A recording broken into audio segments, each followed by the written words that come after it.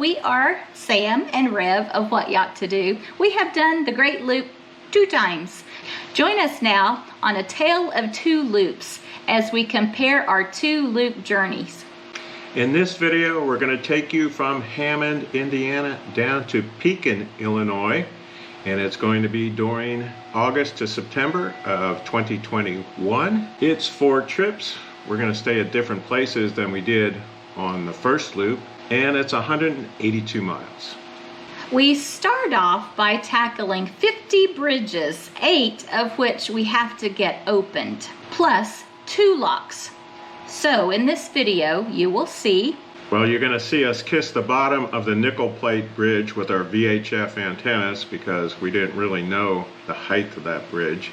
You're also going to see that limiting bridge south of Chicago that everybody has to go through during the Great Loop, and the aquatic noise species fish barrier, or whatever it's called.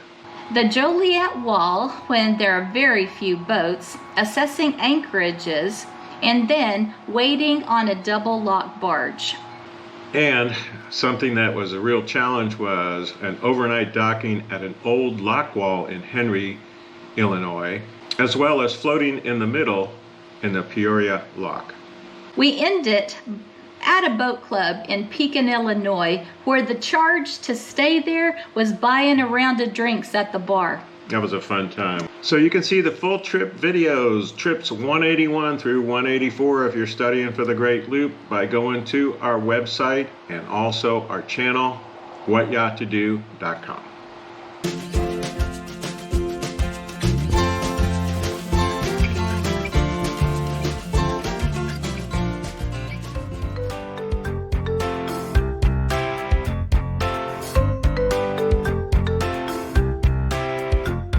It is time to say goodbye to the Great Lakes. We have had just a wonderful couple months here, and we are at Hammond Marina, and it's time to head down the river. So a completely different set of navigation challenges and challenges for the crew. So we've reviewed it.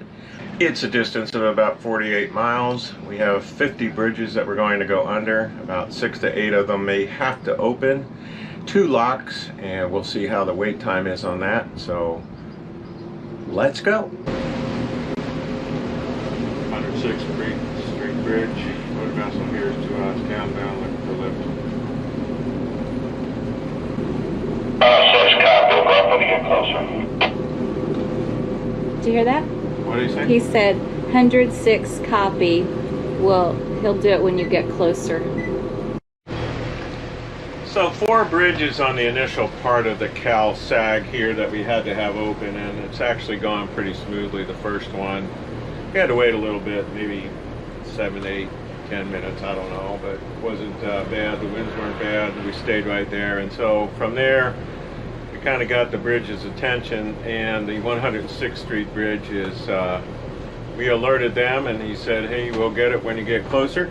And he has got that starting to go up there. You got to see a couple ambers there, which means, you know, it's starting to open. So technically you should wait for the greens on there, but on that first bridge I waited and I said I'm waiting for the greens, and they said bring it on by. So who knows, maybe the greens aren't working, but you really want to try to follow the rules and wait for the greens, because who knows what's going on with the bridge tender, and if he's got to manually turn those greens on, he may be looking at something out there. But for right now, looks like we're going to go through here and take it on by.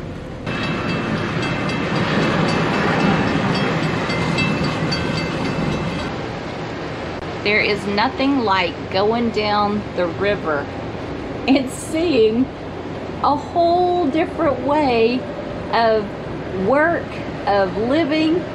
It is just incredible. I love this part of the trip because it's so different.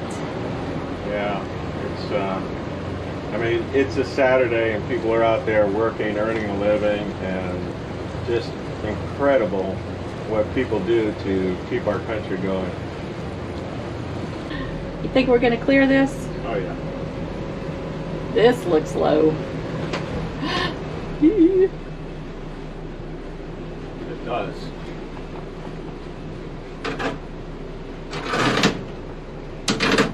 That was the on the side. You're okay. That one's supposed to be bigger than it, taller than the other ones. Okay, so our side antennas hit the top of that. No big deal, just shook us up a little bit. Huh? Yeah, that's supposed to be 24. Well, So, it wasn't. no, it's not. We have these two bridges, and then up ahead under that bridge is our first lock, and that is called the O'Brien lock. It looks like a crazy current on the other side of the gates. I'd say it's about a 3-foot drop there. Maybe that's because the water's so low on the Illinois River, Cal-Sag, low water levels. Higher up here, so normally it's only about 2 feet, but it sure looks like about 3 feet to me. Looking at the water line over there on the right.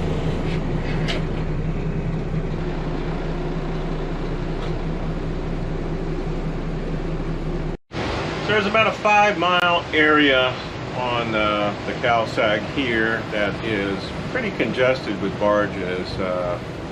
About mile 303 down to mile 298.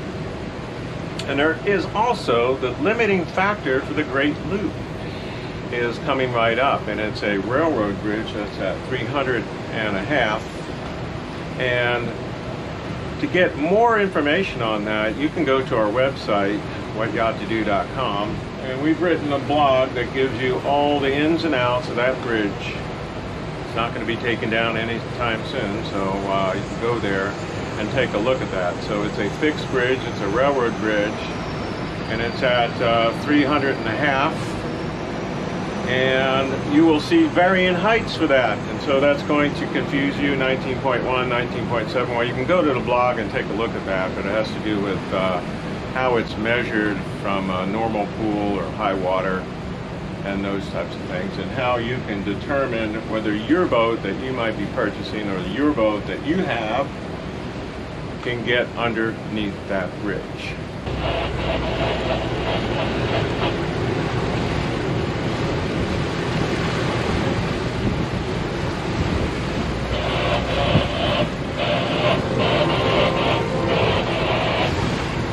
What did you say? Oh, we didn't hit it, did we? No, not at all.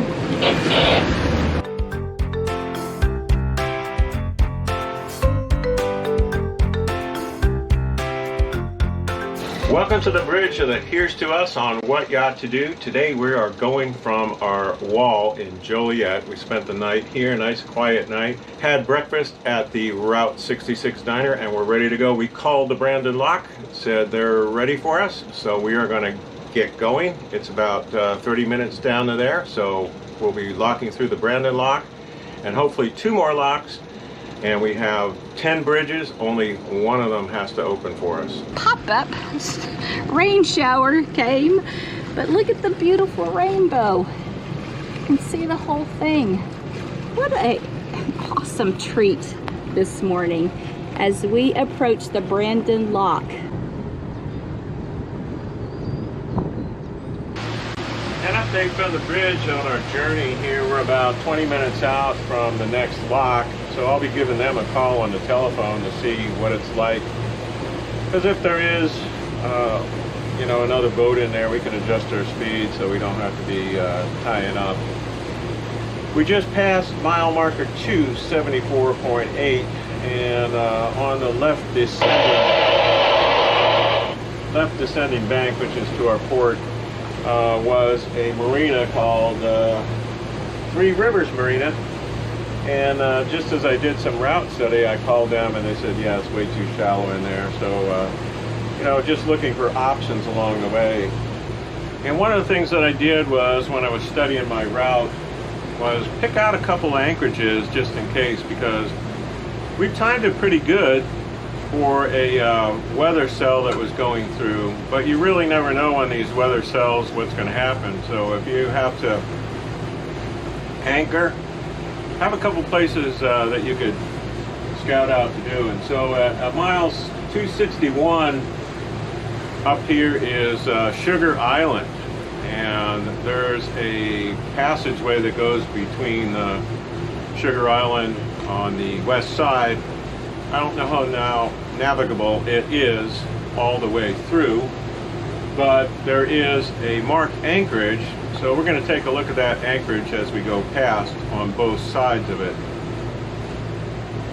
And you can read the notes and see about how deep it is and what the swing is, but what I like to do is, as I pick those out, even though we're not going to anchor there, I kind of like to take a look at them and say, oh yeah, you know, that kind of matches with the description in Navionics or Active Captain or whatever you're using. So we'll take a look at those. So out of the two of them, I would elect for the second one, Sugar Island West, versus the first one, Sugar Island East. Sugar Island West is a lot better because I can kind of sneak up on it there and see my depth, and the current is going to carry me downstream, drop the hook, and I would swing out a little bit, but I wouldn't be out in the channel where the toes are. So something to take a look at, and you study it and then you look at it and see, okay, so you learn a little bit of it.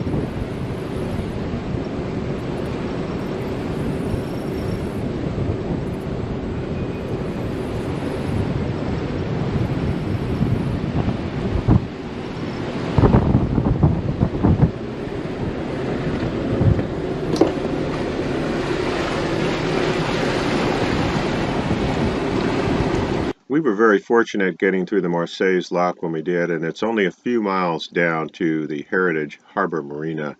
Great marina. Jeremy, a shout out to him, the harbor master there. He will talk you through the next probably couple weeks on your trip down the Illinois and joining the Mississippi. The marina is well laid out. There is a restaurant there. They have a courtesy car. There's a pool and a lot of amenities there. We enjoyed it. In fact, we stayed an extra day just because we enjoyed it so much.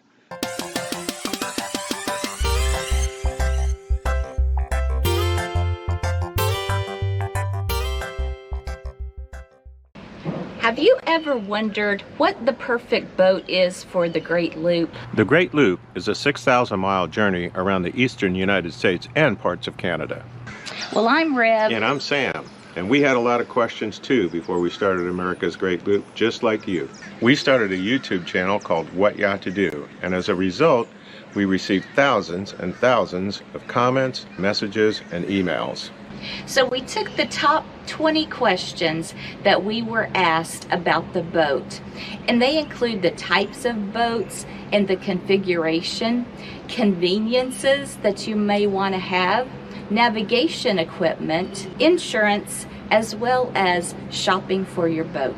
This Great Loop Q&A session on the boat will help you select your boat, or if you already have one, get it ready for the loop.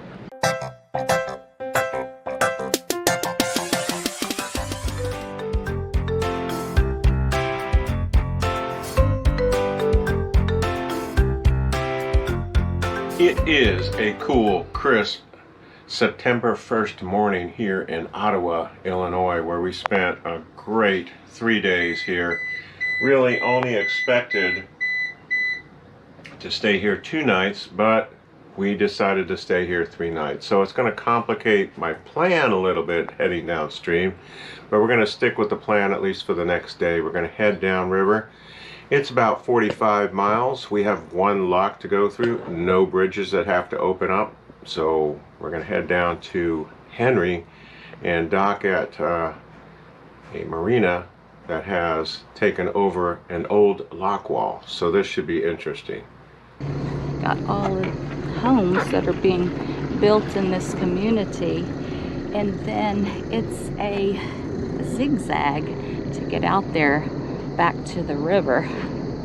It's pretty well protected, but I would say this is perfect traveling weather. Nice and cool, still have shorts and a t-shirt on. There's a little smoke on the water over there on the right-hand side, but just a beautiful, beautiful sight as we make our turn here on the Illinois River. So here we are, still going down the river. And we have the Abe Lincoln Memorial Bridge. Beautiful bridge there. And it looks like, you know, probably have about 65-foot clearance or so. See out over there, 40. So plenty of room to get under that. But that is Interstate 39, the major thoroughfare. Well, this is it. This is the place that we're going. It's an old lock that they're turning into a marina. So we're going to be guinea pigs, go and get ourselves tied up and see what kind of situation we got ourselves into. What I'm going to have to do is get off the boat to do anything. Down from Heritage Harbor to Henry was a distance of about 45, 46 miles, something like that. Just a beautiful day.